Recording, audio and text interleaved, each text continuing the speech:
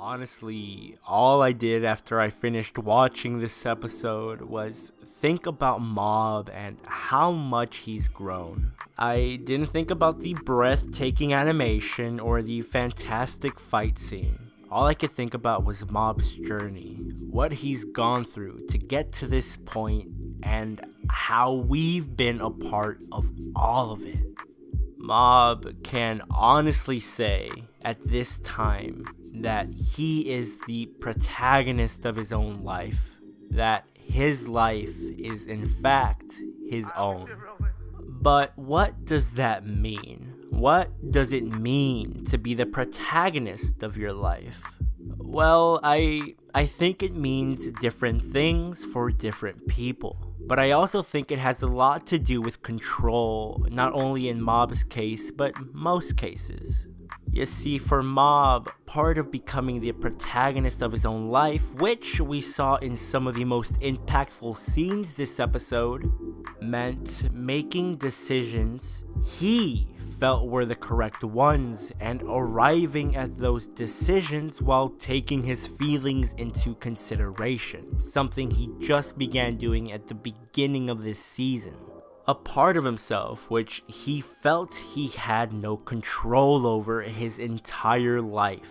And we see both Mob's newfound control over his emotions, but still how much he has to grow throughout the episode as he constantly cycles through 100% of various emotions. Would it have been correct for Mob to kill off Suzuki as Suzuki himself suggested, or for Mob to just run away from the explosion like everybody else? Yeah, I'd argue that those are the most rational actions one would take if they were in Mob's position.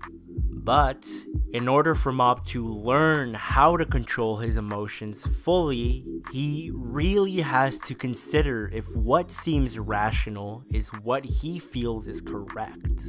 And in this case, it wasn't. Mob knows that a life without bonds is a lonely, depressing one. And I don't even think he wants to begin to think about what a death without bonds feels like. So he can't let Suzuki go out in such a manner, especially when he can feel those emotions Suzuki is feeling. And yeah, Mob still doesn't have complete control over his emotions, but like, does anybody? Mob gives into his emotions a little bit and has a great time going head on against Suzuki. But then again, I personally don't know how liberating it must feel to finally face somebody who's at your level or even slightly above it after constantly making quick work of your opponents. But I do know that it's a sensation the other main character from one's other popular series is constantly chasing. And if that sensation is so sought after by Saitama and makes you smile and laugh as much as it did Mob this episode, in my first experience with that feeling, I would probably get carried away too. The fact of the matter is, Mob could be led astray by his power, but he will always have bonds, relationships with people that he values and will help him reconsider the path he's walking. And those are bonds that Suzuki had, but due to his obsession with power, lost. Or so he thought. Suzuki thought he had it all figured out. He thought everybody would fold to him and his unprecedented amount of power. And most people did, except the people most important to him.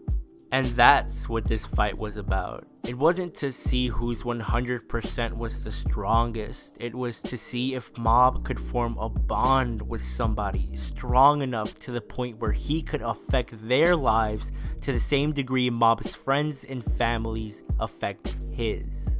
It was to see if Mob's faith in people and their ability to change faltered. And in a way, it did. It had to. Suzuki's wife couldn't change his mind, so how's this random middle schooler going to stand a better chance? You see, there's a reason as to why Mob values his interactions with Mogami so much, and it's because Mogami's words hold truth.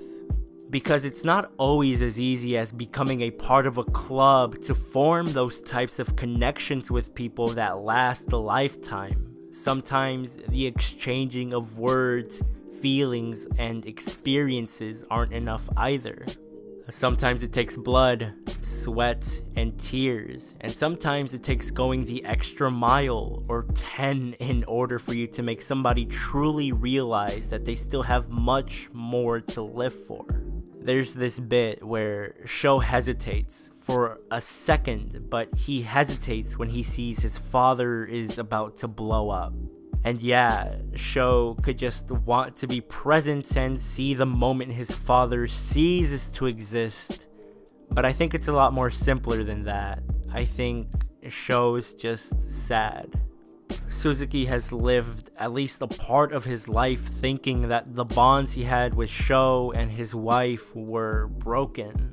But in reality, his wife is still expecting him to come back and start acting like a husband again.